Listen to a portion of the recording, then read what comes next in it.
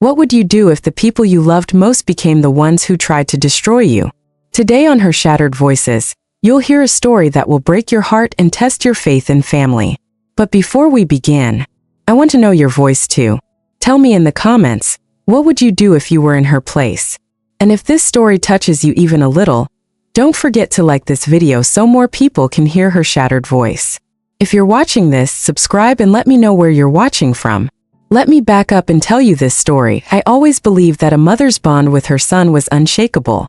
A thread spun out of love, sacrifice, and years of watching them grow from innocent little boys into men with lives of their own. But what I didn't realize until that fateful day was how fragile that bond can feel once another woman, his wife, steps into his life and quietly becomes the keeper of his secrets, his comfort, and his voice. That day started like any other. The air in my small kitchen was warm, carrying the smell of simmering lentils on the stove.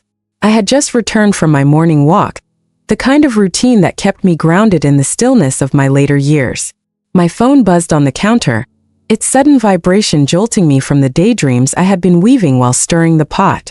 Absent-mindedly, I reached for it, expecting nothing more than a reminder from the pharmacy or perhaps a distant cousin forwarding yet another good morning message. But what I saw on the screen froze me. It was a voice message from my son. My heart fluttered with a mix of excitement and nervousness. He didn't send me voice messages often anymore. Calls had become rare, too short, polite exchanges about health and weather. So a message in his voice? That felt like a gift. I pressed play expecting a cheerful greeting, maybe even a "Mom, I miss you." Instead, his voice spilled into the room, lower, softer, the kind of tone a man reserves for private conversations. "Baby, I'm sorry about yesterday. I know she upset you again. I don't know what to do anymore. Sometimes I feel like she'll never accept you no matter what I say. But please don't cry, okay? I'll make it right tonight. Just don't let her words get to you." I stood there, stunned, the spoon slipping from my hand and clattering against the stove. Did I hear that correctly? My son's words weren't meant for me. They were meant for his wife. And yet every sentence was about me, about how I had made her cry, about how I would never accept her. My throat tightened, a sting building behind my eyes. In that single moment, it felt like the foundation I had built my whole life upon, the love and trust between mother and son, began to crack. That I replayed the message again and again, each word cutting deeper than the last. His voice, laced with tenderness for her, contrasted sharply with the frustration he must have felt toward me. And the worst part? I had no memory of saying anything cruel. At least, not cruel enough to reduce her to tears. Had I really become that kind of mother-in-law? The kind whispered about in hushed voices, painted as the villain in someone else's marriage story? The kitchen blurred around me. The walls seemed to close in, the pot on the stove forgotten. All I could hear was his voice on repeat, like a confession that was never meant for my ears. I sank into the nearest chair, clutching the phone as though it might offer a different version of the truth if I held it tightly enough. My hands trembled. My heart was at war, half of it aching for the son who once ran into my arms after every scraped knee, and the other half burning with a rising anger at the woman who had somehow turned me into the villain in his life. But then another thought struck me. Perhaps this wasn't her doing.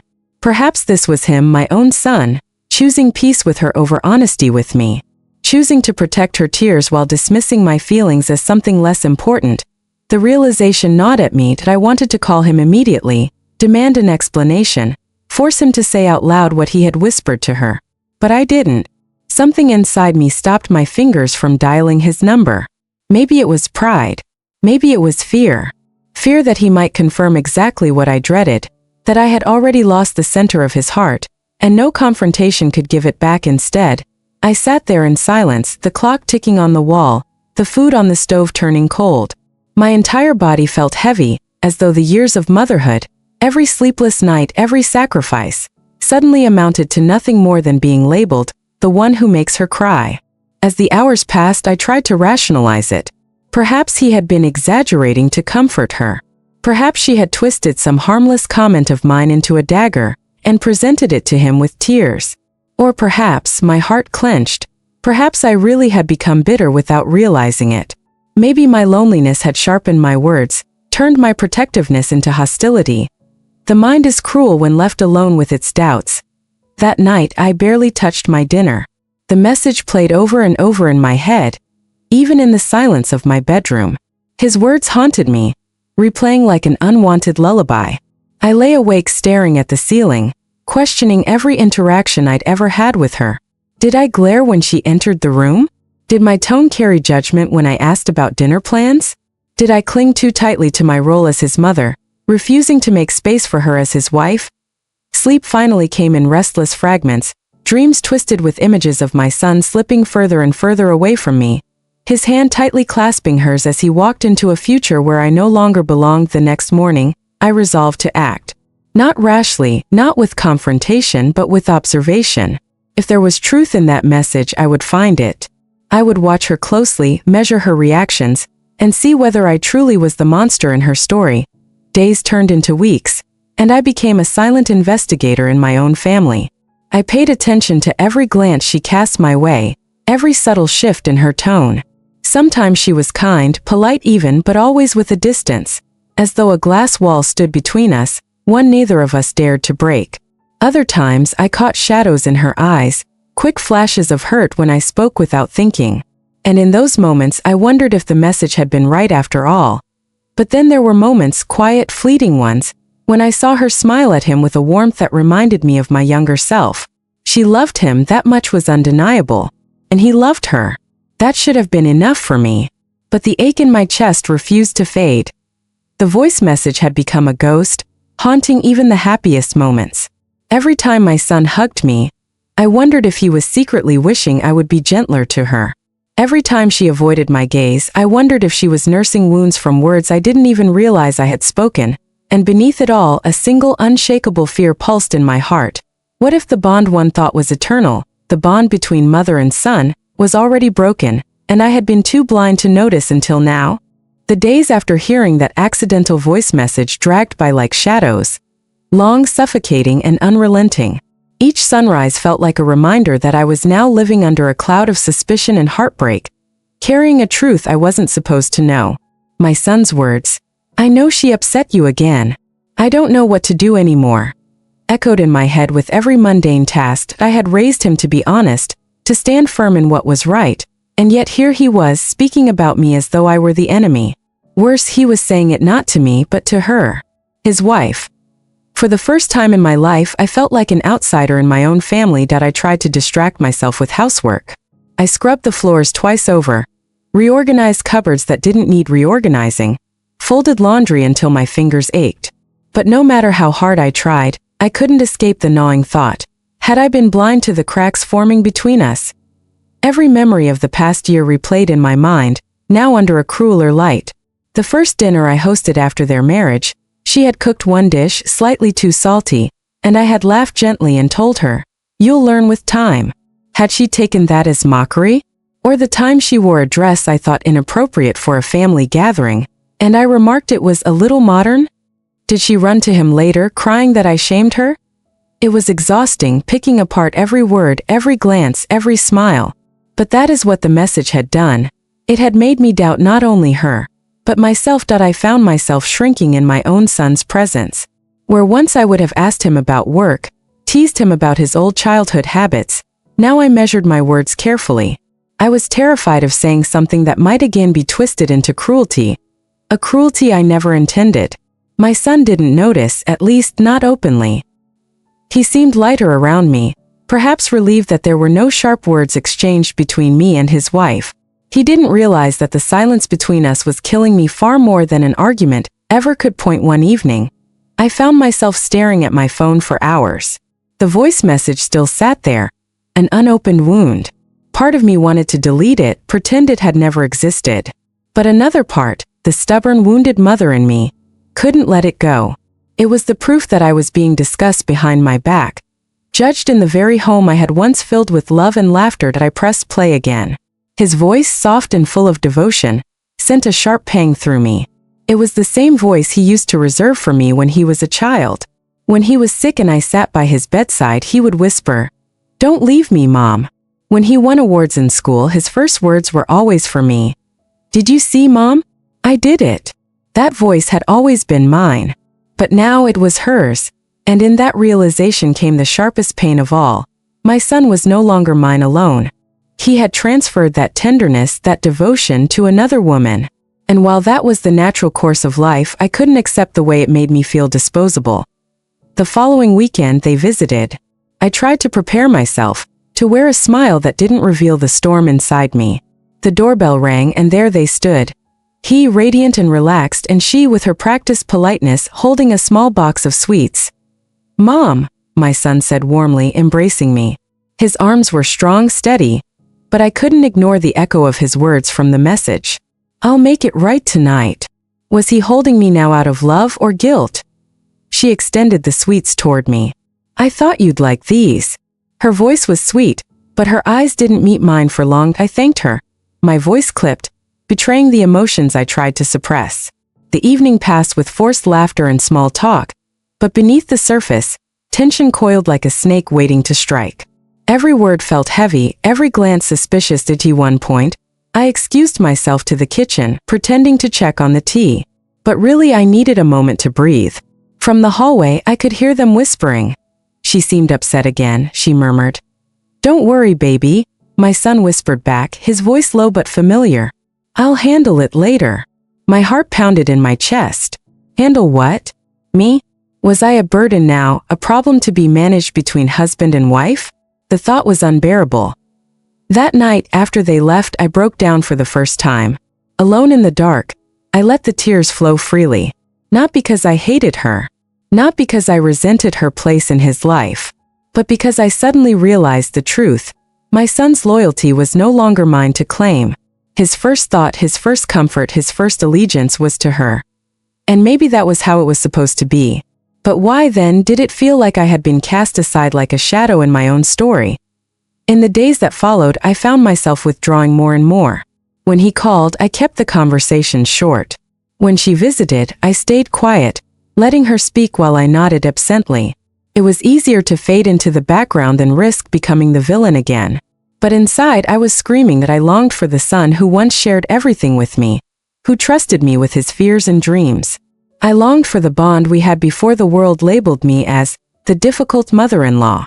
But bonds once cracked are hard to repair.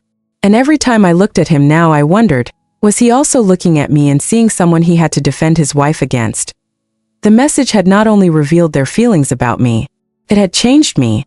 It had planted a seed of doubt that grew into a thorny vine, wrapping around every interaction, every memory, until I could barely breathe under its weight. And yet, deep down, one truth remained. I loved my son more than my own life. That love had been the foundation of everything I was. And no message, no misunderstanding, no distance could ever erase that. But I also knew this. Love alone might not be enough to save what we had lost. The days blurred into weeks, but the heaviness never left me. Every time the phone buzzed with a message I froze, afraid it might be another mistake. Another whisper I wasn't meant to hear. But no message came, at least not by accident. My son was careful now. Too careful that it was the carefulness that hurt most. When he spoke to me, his tone was measured, polite, almost rehearsed. The warmth, the easy laughter that used to ripple between us was gone. Instead, there was a cautious distance, as if he was always balancing me and her in his head, making sure one wasn't offended at the expense of the other. I was no longer his mother in the way I once had been. I had become a role to be managed, a potential conflict to be avoided, and I hated myself for noticing that. I hated myself for waiting for every pause in his words, for reading every flicker in his expression like a desperate woman searching for scraps of love. That was never the mother I had been. I had been strong, certain, proud, but now I felt small. And what made it worse was knowing that she, his wife, was winning a battle I hadn't even wanted to fight. One Sunday, they invited me for dinner at their apartment. I almost said no. The idea of sitting at her table, of being served by her, made something bitter twist inside me. But I couldn't resist the hope, the foolish hope, that maybe things would feel normal again. Maybe my son would look at me the way he used to. So I went. Their apartment smelled of roasted garlic and herbs when I arrived. She greeted me at the door, her smile bright but her eyes scanning me quickly, as if measuring my mood. My son came forward, hugging me warmly, and for a moment my heart softened. "Mom," he said, "you look beautiful." It was such a simple phrase, but it nearly undid me. He hadn't said it in years. I clung to it like a drowning woman to driftwood. Dinner was served. She had cooked everything, perfectly arranged dishes that looked like they belonged in a magazine. I tried to compliment her, but the words came out stiff, brittle. "This is impressive," I said, forcing a smile. "Thank you," she replied. Her voice was sweet, but there was a gleam in her eyes I couldn't read. Triumph? Defiance? Or was I imagining it? The three of us ate in strained politeness. My son filled the silence with stories from work, anecdotes about colleagues, jokes that didn't land as easily as they once did. I laughed when I was supposed to, but inside I felt like an intruder. At one point, he reached across the table to hold her hand. She smiled at him, her eyes softening with affection. It was an intimate, natural gesture, but it struck me like a knife. Once, those moments had been shared with me. His hand in mine when he was scared of storms, his smile reserved for me when I cheered the loudest at his school plays. Now I was watching from the outside, a spectator in a love story that had no room for me. And then it happened again after dinner. While she cleared the plates, my son excused himself to the balcony to take a call. I sat in the living room, pretending to admire a photo frame on the mantel. It was a picture of them at the beach, her head on his shoulder, both laughing. Their happiness was undeniable, and yet it stung.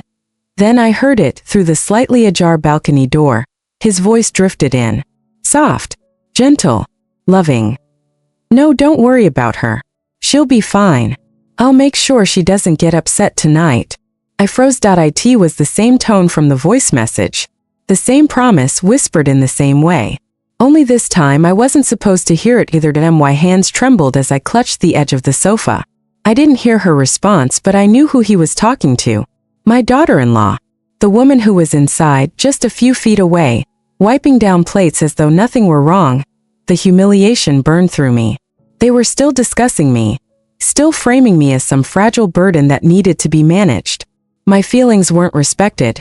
They were scheduled, monitored, treated like volatile weather that needed controlling. When he came back inside, smiling as though nothing had happened, I couldn't even look at him. I excused myself early, feigning tiredness on the walk home. The city lights blurred through my tears.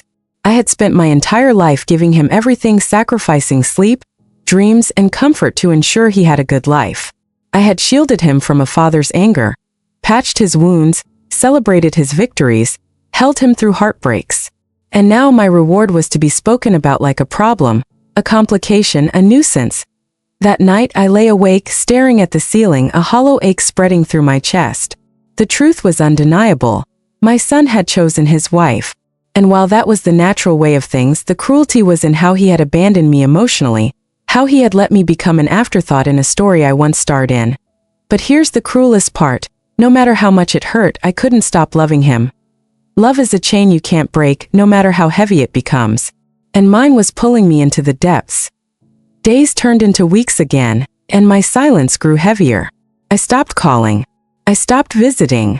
If he wanted me, he would have to come. And he did, but not alone. Always with her. Always with that unspoken air of performance. As if every moment was staged to prove something, I started noticing details I had ignored before. The way she glanced at me when I spoke, like she was measuring my words. The way he tensed slightly if I said something even mildly critical. The way he rushed to defend her with the same urgency he once used to defend me. And I began to wonder, was this really about me at all? Or was this about her need to erase me, to establish herself as the only woman in his life? Had I been slowly, carefully written out of my own son's heart? One evening, unable to bear the silence any longer, I sat at my desk and wrote him a letter. Not a long one, just a few sentences that spilled from my aching heart. My dear son, I don't know when things changed between us, but I feel like I've lost you. I know you have your own life now, and I respect that, but please don't forget. I was your first home, your first love, your first comfort. Don't let me become a stranger. I never sent the letter, because deep down I knew the truth. I already was a stranger. The weeks passed like shadows, heavy and stretching longer with every day. I tried to convince myself that I was imagining things, that maybe I was simply too sensitive, too vulnerable, too unwilling to accept that my son's life had moved forward without me. But the voice inside me whispered otherwise. No, you're not imagining. You've been pushed aside. That whisper haunted me. Every morning, when I sat alone at the kitchen table with a cup of tea cooling in my hands, I thought of the years when laughter filled this house. The sound of little feet running across the floor, the smell of pancakes on Sunday mornings, the endless chatter about school, friends, and dreams. Back then, I was the center of his universe. He looked at me with eyes that sparkled with admiration, with love that needed no words. Now when he looked at me, there was something guarded, like a man protecting someone else's feelings, not mine. It wasn't just the voice message, or the overheard phone call on the balcony. It was everything. The way he checked his phone constantly when we were together, as if afraid she might text and he wouldn't answer fast enough. The way he rushed our conversations, always with an excuse ready. We've got plans. Or she's waiting. The way he had stopped confiding in me altogether. He used to call me for advice. Now I was lucky if I got a polite update. And yet I couldn't bring myself to confront him. The fear of losing him completely silenced me. One evening, I sat by the window, staring at the fading light outside, when the phone rang. My heart leapt. It was his number. I answered quickly, too quickly, my voice shaky with hope. "Hi, Mom," he said. His tone was warm, but it carried that carefulness again. "Hi, darling," I whispered, already afraid of what might come next. "We're having a little get-together this weekend. Some friends, nothing big. We'd love for you to come." We. The word cut deeper than it should have. He didn't say I'd love for you to come. It was we. As if my invitation depended on her approval. As if my presence was no longer his decision alone. Still, I agreed. Of course I did. Because even scraps of his attention were better than none at all. The night of the party, I dressed carefully, choosing a soft blue dress I knew he'd always liked on me. I wanted to feel like myself again. Not the bitter, suspicious woman I'd been becoming, but the mother who once glowed with pride when she stood beside her son. Their apartment was buzzing with laughter and chatter when I arrived. Friends gathered around the living room, glasses of wine in hand, music playing softly in the background. She greeted me first, her smile flawless, her arm slipping around my son's waist in a gesture so casual, so claiming that it made my stomach knot. "Margaret, you look lovely," she said. The words were sweet, but her eyes lingered just a moment too long, as though daring me to challenge her place here. I forced a smile. "Thank you." Throughout the evening I watched them move as a pair. Always together, always aligned. He laughed at her jokes, she leaned into his shoulder, their hands brushing in silent intimacy. And though they never excluded me outright, I felt the invisible wall pressing me out. I was a guest in their life, not family. At one point, I excused myself to the kitchen to catch my breath. That's when I heard it again. Her voice, low and urgent, drifting from the hallway. "She's trying too hard. Can't you see? This is exhausting." My chest tightened. I knew who she meant. "Give her a break," my son replied, his voice gentle but tired. "She's my mother." There was a pause, then her sharp whisper. "Yes, but she needs to understand boundaries. I can't keep feeling like she's competing with me." The words hit me like a blow. Competing? Competing with her? I backed away from the doorway before they could see me, my hands trembling as I gripped the counter. Competing was the last thing I wanted. I didn't want his love instead of hers. I only wanted what I had always had, his trust, his warmth, his unshakable bond with me. But to her my very presence was a rivalry, and to him it seemed she was winning. The rest of the evening passed in a haze. I smiled when spoken to, laughed at jokes I didn't hear, pretended everything was fine. But inside, something was breaking when I returned home that night. The silence of my house wrapped around me like a shroud. I sat on the couch staring at the photographs lining my shelves, his baby pictures, his graduation, the smiles that once belonged to us.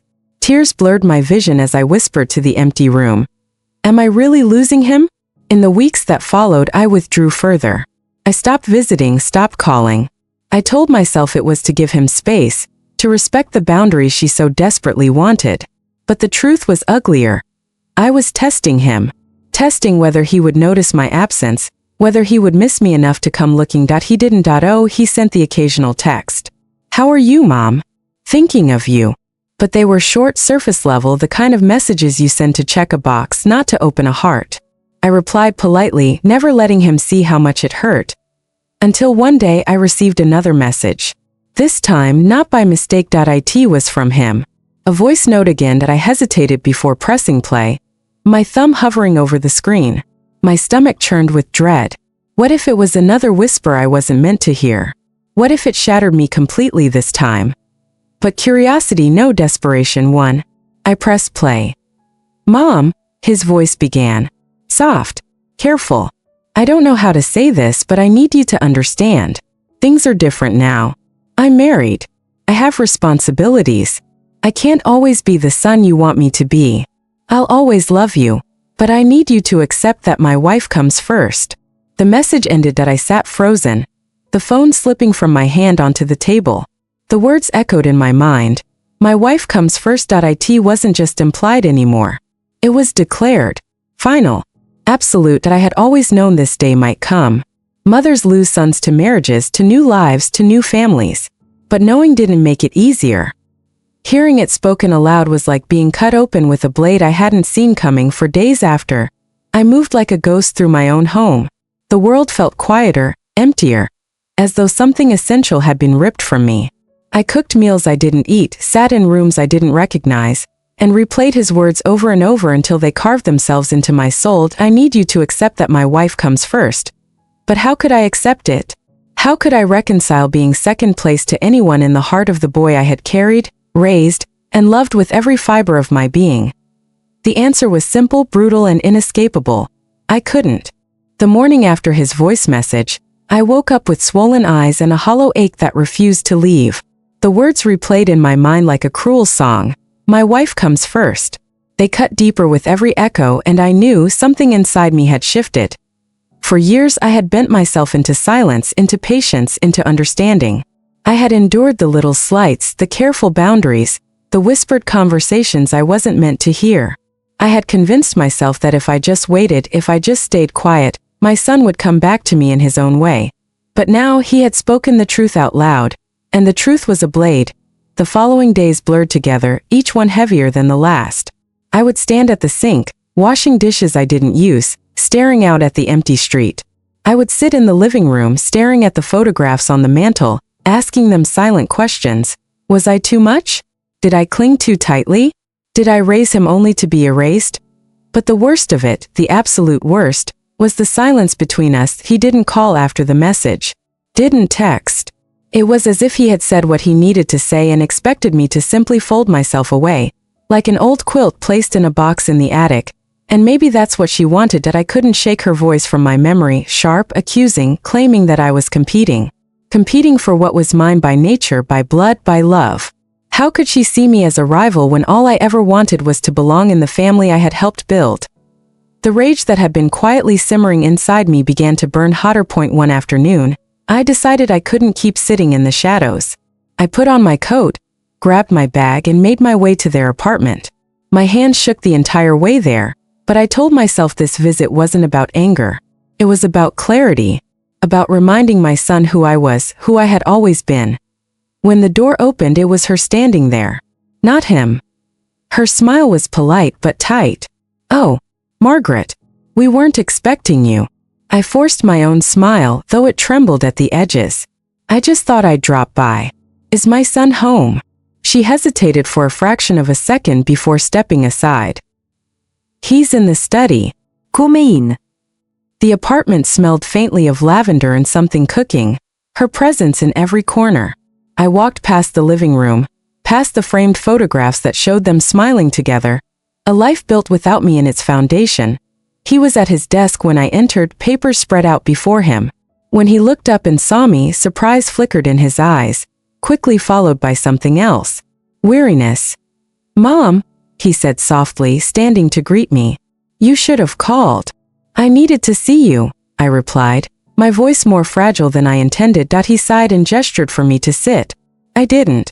Instead, I stood across from him, my hands clutching the strap of my bag so tightly my knuckles whitened. "I got your message," I said. His face shifted, a flicker of guilt there and gone. "I didn't mean to hurt you. I needed to be honest." "Honest," I repeated, tasting the bitterness of the word. "Honest enough to tell me I come second now? That after everything I gave you, everything I sacrificed, you're asking me to accept being less?" His eyes softened, but his words were steady. It's not about being less. It's about balance. About priorities. Mom, I love you. I'll always love you. But marriage means partnership. It means putting her first. That's what a husband does. The air left my lungs in a sharp gasp. And what about what a son does? Doesn't he honor his mother? Doesn't he remember who held him, who raised him, who gave him everything? He flinched as though my words struck, but he didn't move toward me. He stayed where he was, anchored, distant. Mom, he said gently, this isn't a competition. But the words were hollow, because I had heard the truth from her lips. To her it was a competition. And I was losing before I could speak again. She appeared in the doorway, her arms folded casually, though her eyes gleamed with quiet warning. Everything okay in here? She asked, her voice smooth as silk. I looked at her, then back at my son. His hesitation told me everything. He was careful even in front of her. Careful not to lean too far toward me. Careful not to give me anything that might spark her disapproval. And in that moment, the loneliness in my chest hardened into something else. Resolved that I stood straighter, forced a smile that didn't reach my eyes and said, of course. Everything's fine. Then I walked out before my tears could betray me. That night, alone in my house, I made myself a promise. I would no longer beg for scraps of love. I would no longer wait quietly for invitations or permission. If he wanted me in his life, truly wanted me, then he would have to prove it. But deep down I feared I already knew the truth. Because sometimes when you love someone too much, you don't lose them to hate. You lose them to someone else's hold. And I was already halfway gone. The house had never felt so quiet. Nights used to be filled with small sounds. His laughter on the phone, the buzz of a message arriving, my own voice rehearsing bedtime prayers for him even when he was too old to hear them. Now silence had become my companion. And in that silence grew a storm I could no longer hold back. I knew I couldn't keep pretending that everything was fine. That single voice message had opened a wound too deep to ignore. My son had drawn a line, and on the other side of it stood his wife, her hands clutching his arm, her voice whispering in his ear, her shadow blotting out the light that once belonged to me, and yet, he was still my child, my flesh, my memory, my love. That contradiction was tearing me apart. For days I avoided calling. I avoided the risk of hearing her answer the phone instead of him. I tried to bury myself in old photographs, flipping through albums as though the past could shield me from the present. But the past became a weapon. Every smile, every birthday cake, every holiday morning, it all screamed the same question. How did we get here? The truth was unbearable. One evening, just as the sun dipped and the streetlights flickered on, there was a knock at my door. My heart raced. When I opened it, my son was standing there alone. His shoulders were tense, his eyes tired, but there he was, my boy.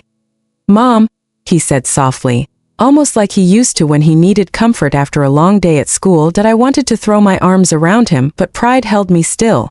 You came, I whispered. He stepped inside, hesitated, then sat down at the kitchen table. The same table where I had once cut his sandwiches into neat little halves, where I had told him stories, where he had done his homework late into the night. I've been thinking, he began, his voice low, about what I said, about the message. The ache inside me stirred. You meant it though, didn't you? He didn't answer right away. Instead, he rubbed his temples as though searching for words that wouldn't wound.